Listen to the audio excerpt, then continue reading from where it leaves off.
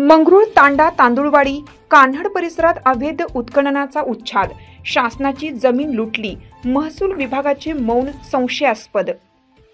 जिंतूर तालुक्यातील मंगरूळ तांडा शिवार तसेच सेलू तालुक्यातील तांदुळवाडी, आडगाव, दराडे व कान्हड शिवार या संपूर्ण पट्ट्यात अवैध मुरुम दगड उत्खननाचे साम्राज्य निर्भयपणे फोफावत असून शासनाच्या जमिनीचा अक्षरशः लिलाव सुरू असल्याचे धक्कादायक वास्तव समोर आले। गायरान व इतर सरकारी जमिनींमध्ये खोदकामाचे प्रचंड खड्डे, सतत गरजणारे जेसीबी, पोकल्यांचे इंजन आणि शेकडो टिप्परची वाहतूक हा सगळा कारभार जणू कोणीच पाहत नाही अशा बेधडक पद्धतीने सुरू आहे। या सगळ्यावर महसूल विभागाचे संशयास्पद मौन अधिकच प्रश्न निर्माण करत आहे। कान्हड शिवारातील माळरानाला भगदाडांचे रूप। कान्हड शिवारातील विस्तीर्ण माळरानात उत्खनन माफियांनी इतकी नासधूस सुरू केली आहे की जमिनीचे नैसर्गिक स्वरूप पूर्णपणे बदलून गेले आहे। नकाशावरील सीमांचा फज्जा उडवत अनेक ठिकाणी परवानगी क्षेत्रापलीकडील जमिनीही खोदून काढली गेल्याचे स्पष्ट दिसते।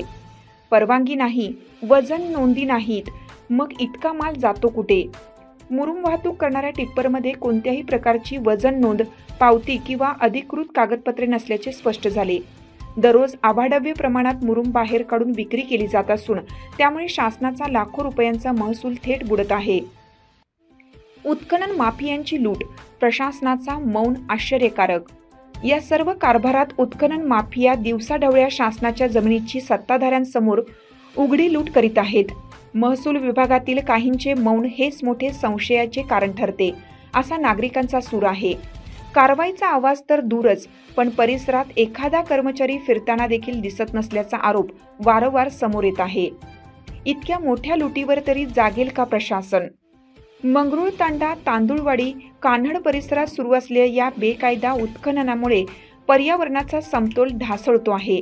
जमिनींचे पुनर्वसन, सीमेची पुनर्मोजणी, तातडीचे पथक, रात्रीच्या वेळी छापेमारी आणि माफियांवर गुन्हे दाखल करण्याची मागणी आता जोर धरत आहे। महसूल विभागासाठी अग्निपरीक्षा। या महाकाय उत्खनन प्रकरणाने महसूल विभागाच्या कार्यक्षमतेवरच प्रश्नचिन्ह उभे राहिले आहे। या लुटीवर ब्रेक लावून जबाबदारांवर कडक कारवाई केली जाते का नाही, हेच आता या विभागाची खरी अग्निपरीक्षा ठरणार आहे।